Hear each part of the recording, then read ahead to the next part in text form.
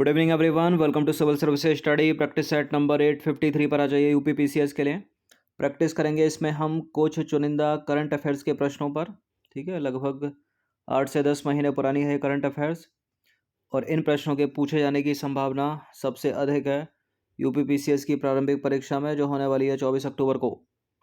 तो चलिए स्टार्ट करते हैं बिना किसी देरी के। तो पहला जो प्रश्न है वो केंद्रीय बजट 2021-22 से है। तो 1 फरवरी 2021 को केंद्रीय वित्त मंत्री निर्मला सीतारमण ने संसद में वित्त वर्ष 21-22 का केंद्रीय बजट जो है वो पेश किया। इससे संबंधित कुछ स्टेटमेंट है यहाँ पर बताने के, इनमें से कौन सा करेक्ट है। देखिए, नेशनल हाइड्रोजन एनर्जी मिशन 2021-22 शुरू किया जाएगा। इसके अनुसार पहला मानव रहित प्रक्षेपण जो है वो दिसंबर 2021 में होगा, यानी वर्तमान स्थिति आज से देखें तो लगभग 1.5 महीने के बाद। लद्दाख में उच्च शिक्षा तक पहुंच बनाने के लिए लेह में केंद्रीय विश्वविद्यालय की स्थापना की जाएगी। क्या ये तीनों के तीनों प्रावधान केंद्रीय बजट 2021-22 में थे, जो पेश किया गया 1 फरवरी 2021 को? बिल्कुल थे तीनों के तीनों स्टेटमेंट। तो इसका आंसर क्या हो जाएगा?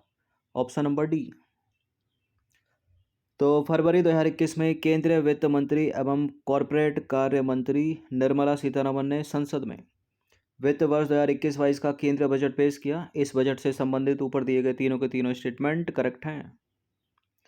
इस प्रश्न का उत्तर दीजिए। तो केंद्रीय बजट 2021-22 में रेलवे के लिए कितने करोड़ रुपए की राशि प्रदान की गई है? कितने करोड़ रुपए की राशि रखी गई है? 1,10,055 करोड़ रुपए। ठीक है, ऑप्शन नंबर ए है इसका आंसर। तो रेलवे के लिए 1,10,055 करोड़ रुपए की राशि जो है वो प्रदान की गई, जिसमें से 1,07,100 करोड़ रुपए पूंजीगत खर्चे के लिए हैं। क्वेश्चन नंबर 3 पर आ जाइए। जल जीवन मिशन शहरी के लिए 5 वर्ष में कितने करोड़ रुपए का परिव्यय किया जाएगा? बताइए, आने वाले 5 सालों में जल जीवन मिशन शहरी के लिए कितने करोड़ रुपए का खर्चा किया जाएगा? 2,87,000 करोड़ रुपए का। 2,87,000 करोड़ रुपए। तो जल जीवन मिशन शहरी के लिए 5 वर्ष में 2,87,000 करोड़ रुपए का जो है खर्चा किया जाएगा। क्वेश्चन नंबर 4 पर आ जाइए। 1 से 15 फरवरी 2021 के बीच राष्ट्रीय जनजाति पर्व आदि महोत्सव कहाँ आयोजित किया गया? कहाँ आयोजित किया गया है आदि महोत्सव? ये नई दिल्ली में आयोजित किया गया।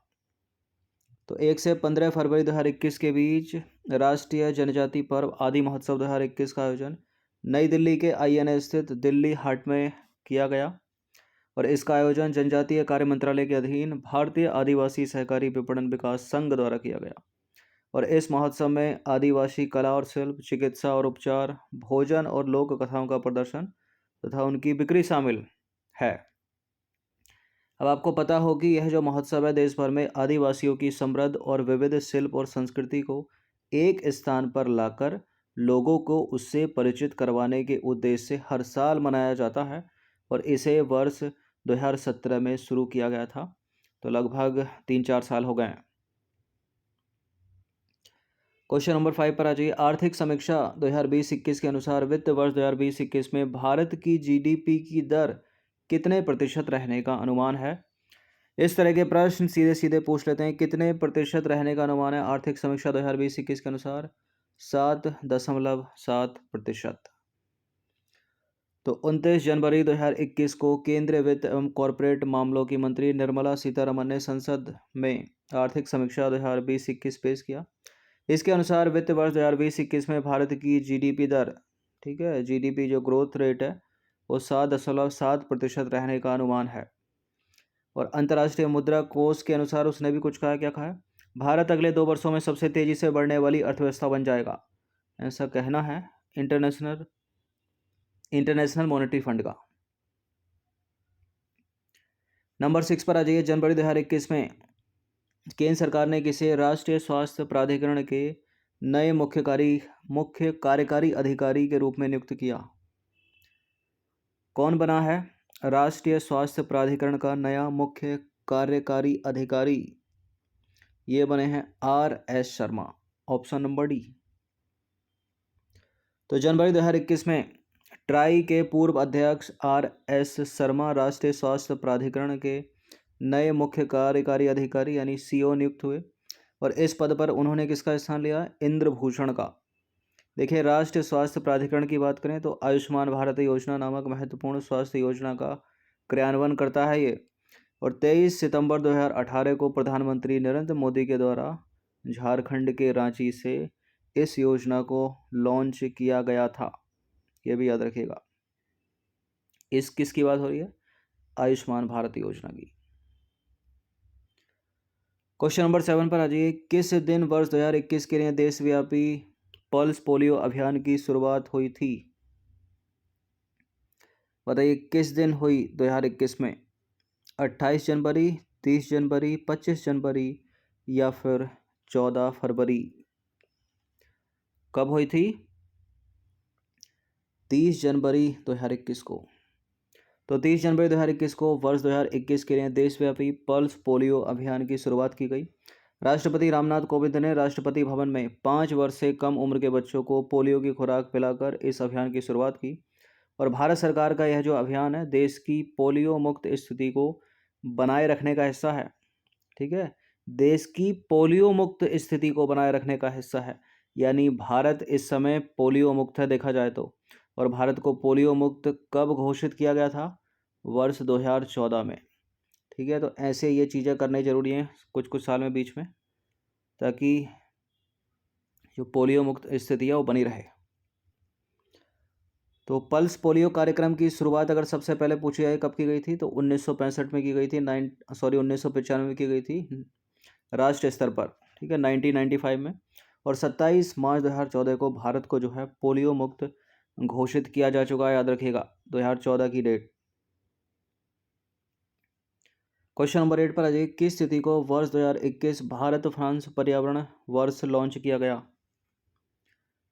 भारत फ्रांस पर्यावरण वर्ष लॉन्च किया गया है कब? 28 जनवरी 2021 को। ऑप्शन नंबर ए है इसका आंसर।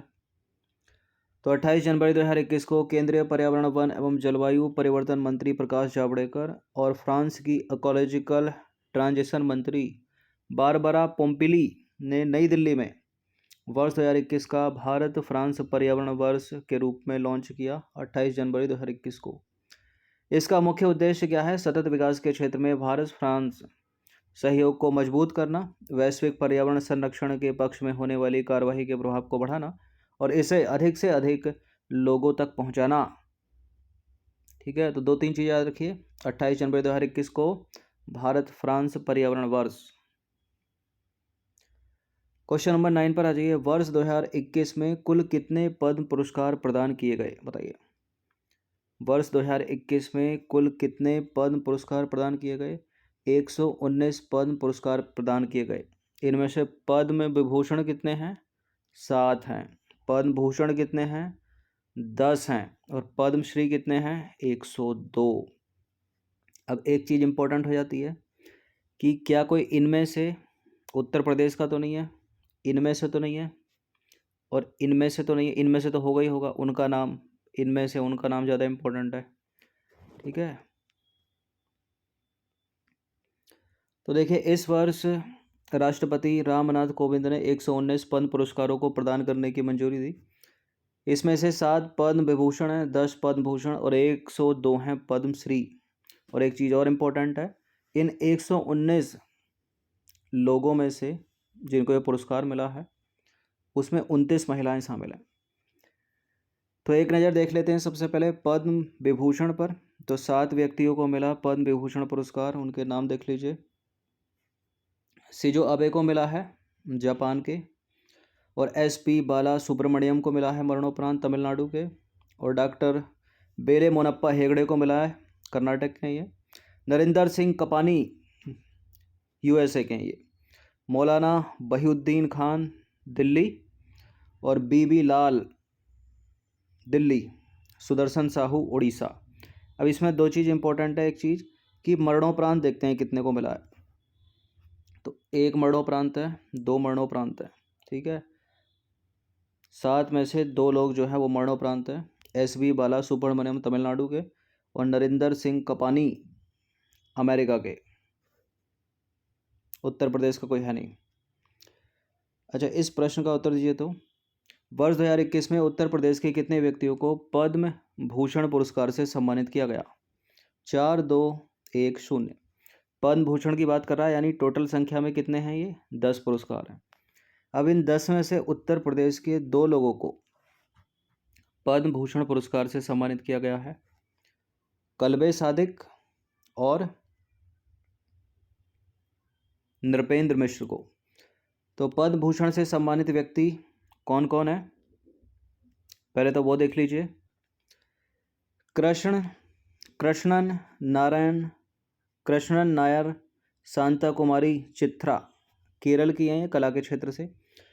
तरुण गोगोई मरणोपरांत लोक मामले असम के। चंद्रशेखर काम्बरा कर्नाटक साहित्य एवं शिक्षा से। सुमित्रा महाजन लोक मामले मध्य प्रदेश से। ये उत्तर प्रदेश का नाम है। नृपेंद्र मिश्र लोक सेवा से, ठीक है, उत्तर प्रदेश के। और दूसरे हैं कल्बे सादिक मरणोपरांत आध्यात्मिकता से, उत्तर प्रदेश के। तो ये 2 नाम इंपॉर्टेंट है, 10 में से आपको याद रखने हैं। बाकी रामविलास पासवान बिहार के, केशु भाई पटेल गुजरात और रजनीकांत देसाई श्रॉफ महाराष्ट्र और तारलोचन सिंह हरियाणा। तो पद्म भूषण प्राप्त करने वाले उत्तर प्रदेश के कितने लोग हैं? 2 लोग हैं। कल्बे सादिक मरणोपरांत मिला है उत्तर प्रदेश के आध्यात्मिकता से, और नृपेंद्र मिश्र लोक सेवा से जुड़े हैं। ये भी याद रखिए किससे जुड़े हैं? नृपेंद्र मिश्र लोक सेवा से जुड़े हैं और कल्बे सादिक आध्यात्मिकता से। क्वेश्चन नंबर 11 पर आ जाइए। निम्नलिखित में से कौन उत्तर प्रदेश के वे व्यक्ति हैं जो वर्ष 2021 में पद्मश्री पुरस्कार से सम्मानित किए गए? अगर एग्जामिनर थोड़ा सा और टफ बनाए क्वेश्चन कि हाँ 10 में से उनको लगे कि चलो 2 तो कल्बे सादिक और नृपेंद्र मिश्र को तो याद कर ही लेंगे, हम तो 102 में से पूछेंगे, ठीक है, इसमें से कितने हैं? तो इसमें भी 6-7 लोग हैं, उनको भी मोटा मोटा नाम याद रखिए। सुधा हरिनारायण सिंह, चंद्रशेखर सिंह, उषा यादव और अशोक कुमार साहू। इनमें से बताइए किसको पद्मश्री मिला 2021 में, और उत्तर प्रदेश के हैं इनमें से। सुधा नारायण सिंह भी उत्तर प्रदेश के, चंद्रशेखर सिंह भी, उषा यादव भी और अशोक कुमार साहू भी। तो ये चारों के चारों, इसका आंसर हो जाएगा ऑप्शन नंबर डी 1, 2, 3, 4। तो 2021 में पद्मश्री पुरस्कार से सम्मानित उत्तर प्रदेश के व्यक्ति देख लीजिए एक बार।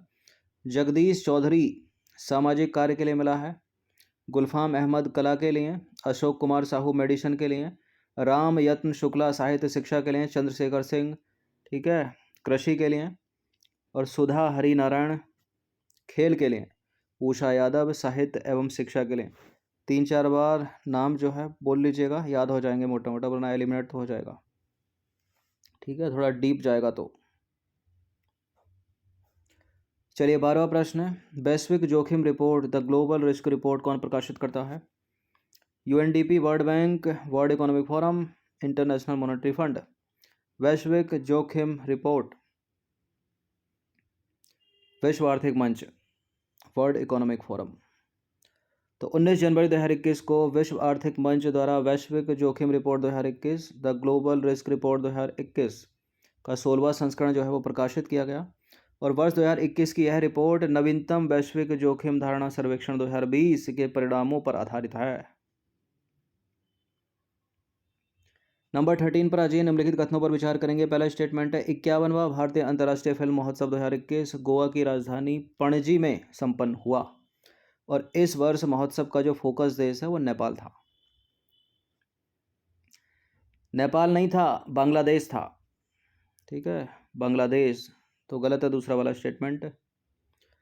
तो 16 से 24 जनवरी 2021 के मध्य 51वां याद रखिएगा अंतर्राष्ट्रीय फिल्म महोत्सव गोवा की राजधानी पणजी में संपन्न हुआ, और इस वर्ष महोत्सव का फोकस देश बांग्लादेश था। और एक चीज़ और इम्पोर्टेंट है, इस महोत्सव में द्वितीय विश्व युद्ध पर आधारित एक डेनिश फिल्म है, उस फिल्म का नाम है इनटू द डार्कनेस। इसको मिला है प्रतिष्ठित गोल्डन पीकॉक पुरस्कार। नंबर 14 पर आ जाइए। एक आकाश मिसाइल है नई पीढ़ी की, न्यू जनरेशन, आकाश न्यू जनरेशन मिसाइल से संबंधित निम्नलिखित कथनों पर विचार कीजिए। 25 जनवरी 2021 को डीआरडीओ द्वारा ओडिशा के तट से दूर एकीकृत परीक्षण रेंज से इस मिसाइल का पहला सफल परीक्षण किया गया है। आकाश नई पीढ़ी की मिसाइल का, न्यू जनरेशन, सतह से हवा में मार करने वाली मिसाइल है ये।